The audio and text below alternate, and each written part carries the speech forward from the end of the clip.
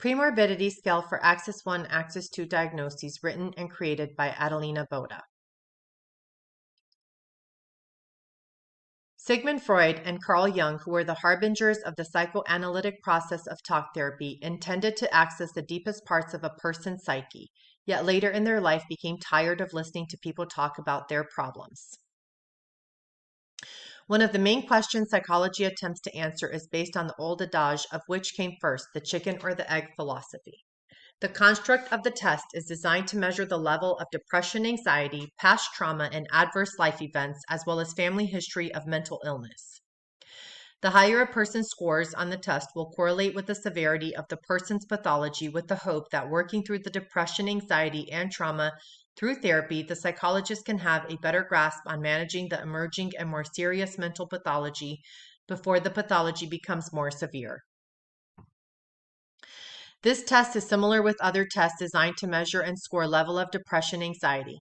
However, it is different from other tests because it attempts to find level of severity in life circumstances that allowed for the premorbid disposition of the disease to manifest into a morbidity, especially if the person has a family history of schizophrenia. For instance, if the person was not born schizophrenic, but there is family history of schizophrenia, and the person developed it later in life, or if there was no premorbidity, as in no family history, and the person is not born schizophrenic, yet still develops schizophrenia later in life. The purpose of the test is to show how excessive trauma in childhood, adolescence, and early adulthood can be the direct cause of Axis II diagnoses.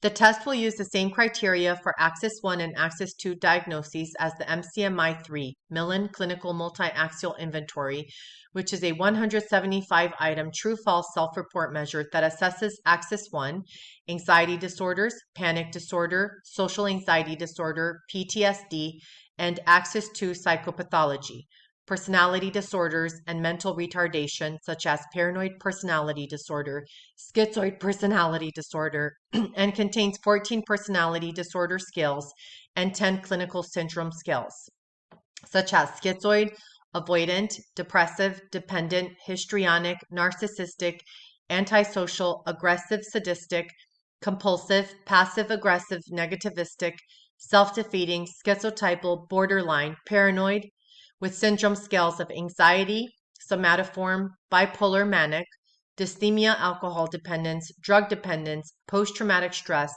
thought disorder, major depression, and delusional disorder, Salzman 2011.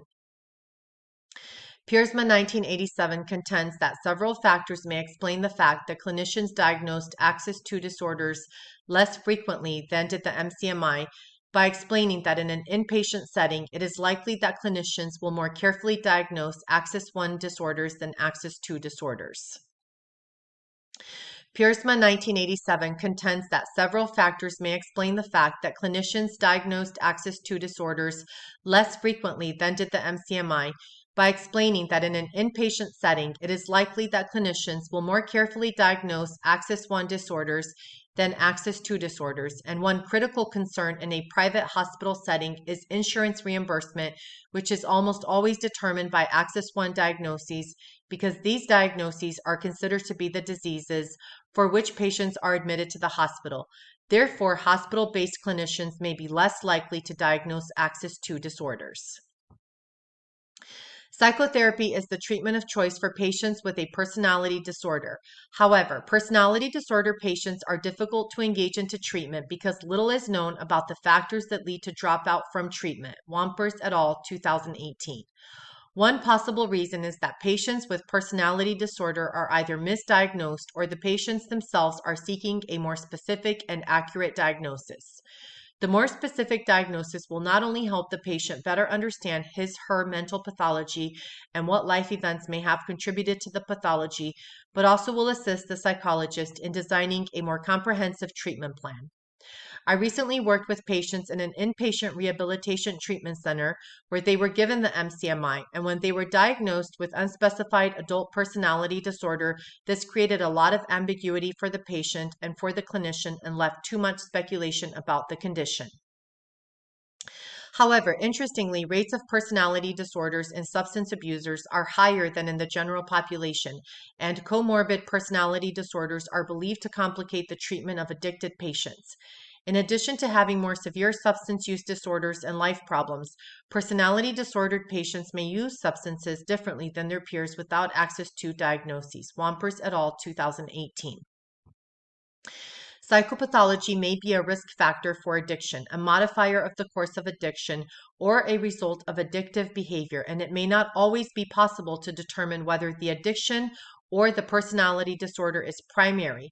Regardless of the etiology of the two disorders, substance abuse patients with personality disorders present sicker and more complex clinical pictures. Wampers et al., 2018.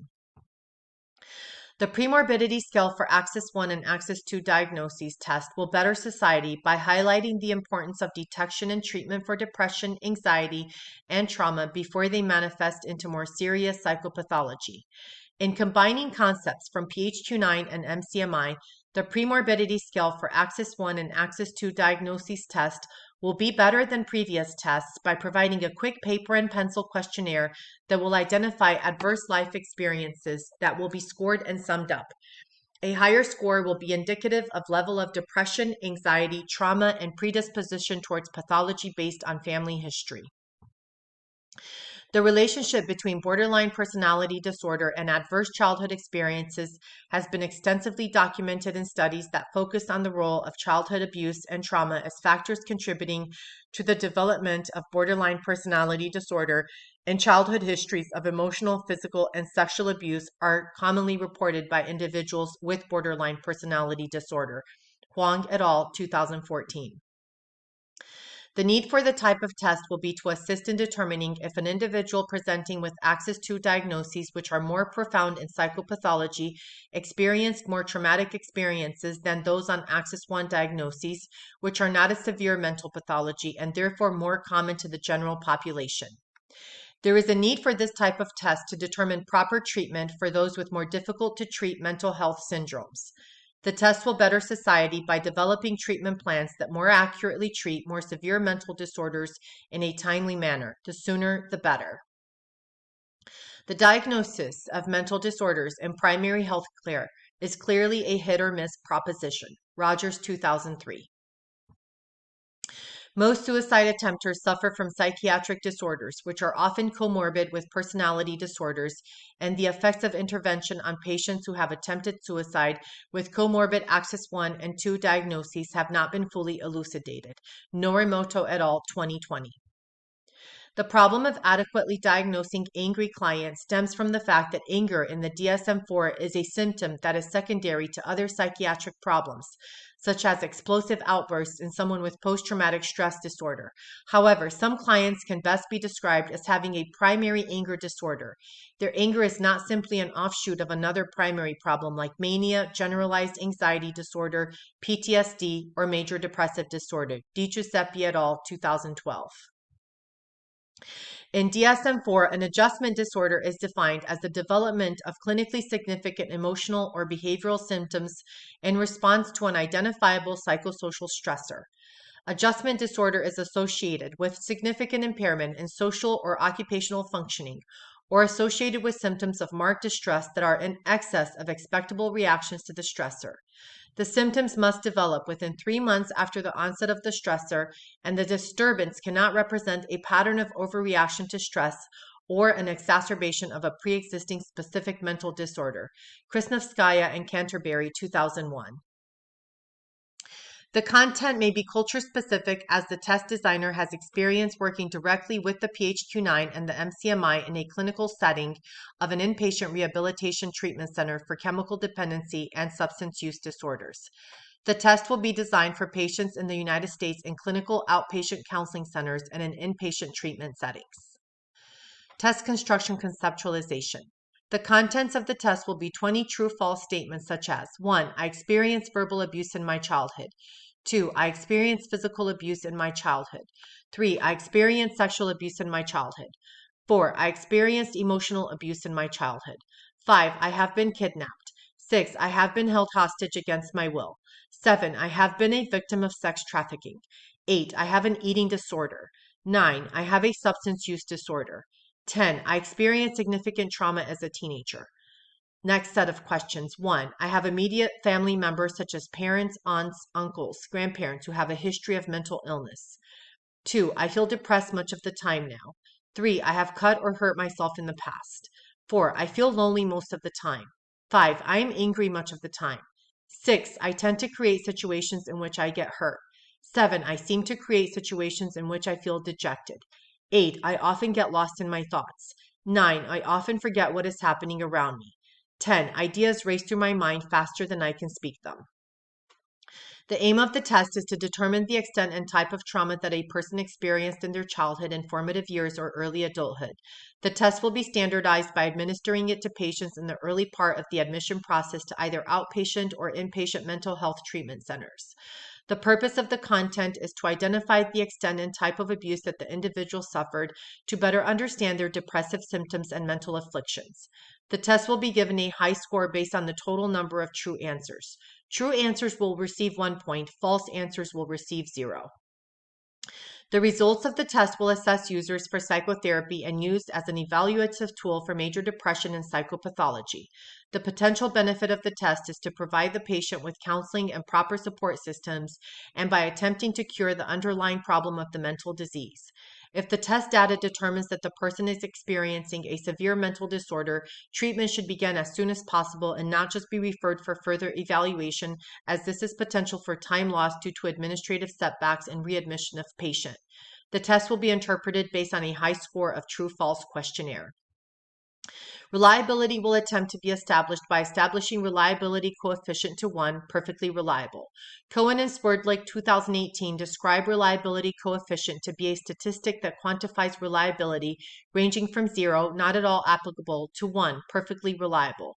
There is a good chance for this test to have a reliability coefficient of 1 because if the statement is true, there is a score of 1, and if the statement is false, the score is 0. And the higher the overall score is indicative of major depression or other diagnoses along Axis I or more severe psychopathology found on Axis II.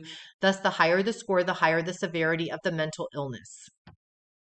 The validity will be assessed based on answering the question, how are high score on the test related to test takers' behavior, and how are low scores on the test related to test takers' behavior? Cohen and Swerdlick 2018. A low score will indicate lower potential for depression, anxiety, or trauma. A higher score will indicate more severe mental illness. Treatment plans will be created and put in place for the patient to start on immediately. Neurodevelopmental brain disorders such as schizophrenia, autism, and attention deficit hyperactivity disorder are major causes of lifelong suffering to the individual. Emerging evidence within the psychosis research field suggests early intervention may improve treatment outcome and reduce the disease transition rate. Schmock et al. 2015. Treatment options are poor at best, largely due to the insufficient understanding of the early prodromal traits and the disease etiology and pathology. Schmock et al. 2015. To conclude, the Pre-Morbidity Scale for Axis I and Axis II Diagnoses test is designed to assist psychologists in assessing pre-morbid propensity towards Axis II diagnoses by treating the psychopathology prevalent in Axis I before manifesting into Axis II. This test will hopefully assist the psychologist in making this discovery early in the treatment process. And unlike Freud and Jung, who believed and became somewhat burned out towards the end of their careers, the test will be used to aid and inspire the psychotherapist to provide the best counseling possible, as the best solutions in therapy are to offer the patient hope, compassion, and understanding.